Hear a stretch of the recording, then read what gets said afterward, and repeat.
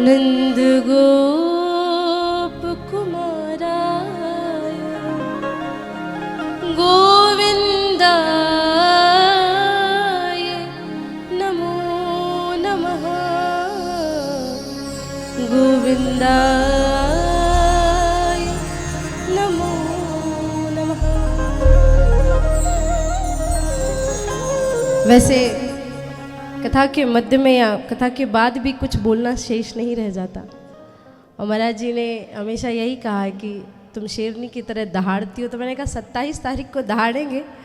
आज तो मैं बस कथा सुनने के लिए आई थी और वास्तविकता में मैं सत्य कहती हूँ, मेरा भी परम सौभाग्य है कि परम पूज्यनी महाराज श्री के तृतीय दिवस की पावन कथा मुझे सुनने का, वो भी कुंभ की नगरी में सुनने का सौभाग्य प्राप्त हुआ।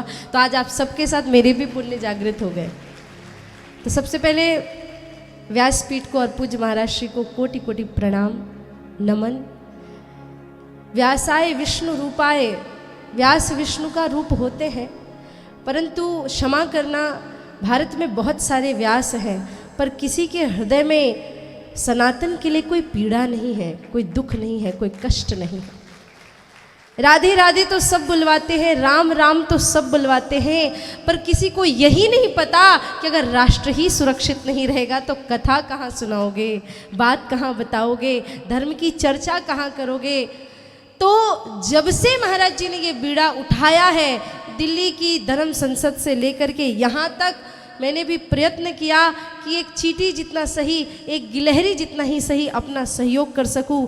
और गली गली, गांव गांव, नगर नगर, साधु संतों के पास जहां भी जाती हूं, लोगों से इतनी ही प्रार्थना करती हूं कि प्यारे भगवान की कथा, धर्म सभाएं, यज्ञ इत्यादि सब हो जाएंगे, परंतु एक चीज कभी मत भूलना कि 5 प्रकार की भक्ति होती है। मातृ भक्ति, पितृ भक्ति, गुरु भक्ति, देव भक्ति और राष्ट्र भक्ति। अगर आपने राष्ट्र भक्ति कर ली तो सारी भक्तियां उनके अंदर समाहित हो जाती है। महाराज मैं बहुत ज़्यादा नहीं कहूँगी, परंतु महाराज जी ने एक बात प्रारंभ में ही कही, जितासनो जित श्वासो जित संगो, अपने संग को जीतो। आप जैसी संगत में रहोगे वैसा असर होगा। और आजकल भाईचारे के चक्कर में लोग पता नहीं कहाँ कहाँ की सेवैयाँ खाने के लिए, कहाँ कहाँ का संग करने के लिए चले जाते हैं। वो अगर तुम्हारी रामनवमी में अपने बच्चे को राम बना के नहीं लाते हैं, वो अगर तुम्हारी जन्माष्टमी में अपने बच्चे को कृष्ण बना के नहीं लाते हैं, तो तुम्हें भी किसी के यहाँ की टोपी पहनने की और अपने बच्चे को सैंटा बनाने की आवश्यकता नहीं है। और वैसे भी जब तुम्हारा बच्चा राम बनकर इतना सुंदर लग सकता है, तो सैंटा बनाकर जोकर बनाने की आवश्यकता तो नहीं होनी चाहिए आपको।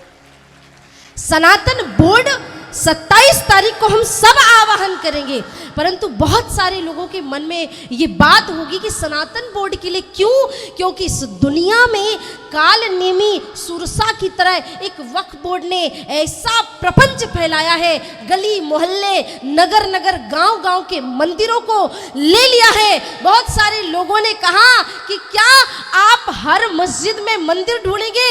हमने कहा नहीं, हम तो उस मंदिर को ढूंढ रहे हैं जिसे तोड़ के मस्जिद बनाया गया था, और वो सनातन बोर्ड के बिना संभव नहीं है। 2 लाइनें बोलती हूं, फिर 27 तारीख को अपनी बात रखूंगी कि लोकसभा बसंती चोला पहन के जिस दिन आएगी, गली गली मेरे भारत की वृंदावन बन जाएगी। हमें हर गली को, हर नगर को, हर शहर को वृंदावन धाम बनाना है। भागवत महापुराण में तो वैसे भी कहा गया है, आद्र शुष्कम लघु स्थूलम वांग मनः कर्म भी कृतम श्रवणम विदेहात पापम पावकः समिधो यथा। जैसे विशाल अग्नि में छोटी बड़ी मोटी पतली कैसी भी लकड़ियां हो, जल के भस्म हो जाएगी। पूज्य महाराज जी की कथा चल रही है। मैं विधर्मियों से निवेदन करती हूँ, अगर तुमको आना भी है तो आओ, यहाँ घर वापसी कर लो, तुम्हारे भी पाप भागवत कथा में जल करके भस्म हो जाएंगे और राधे राधे हो जाएगी तुम्हारे भी। उड़ाइए दोनों हाथ और एक बार मुट्ठी बांध के जोर से बोल दे, भारत माता की। ये महाराज जी कहते ना जोर से बोलना पड़ेगा, तो कम से कम इतना तो बोलो 10-20 पंडाल तक आवाज जाए। भारत माता की जय। जय श्री राम, जय जय श्री राम, जय जय श्री राम। पुनः व्यासपीठ को बहुत बहुत प्रणाम। आप सबको खूब खूब प्रणाम। जय सिया राम, जय मां भारती। बहुत धन्यवाद।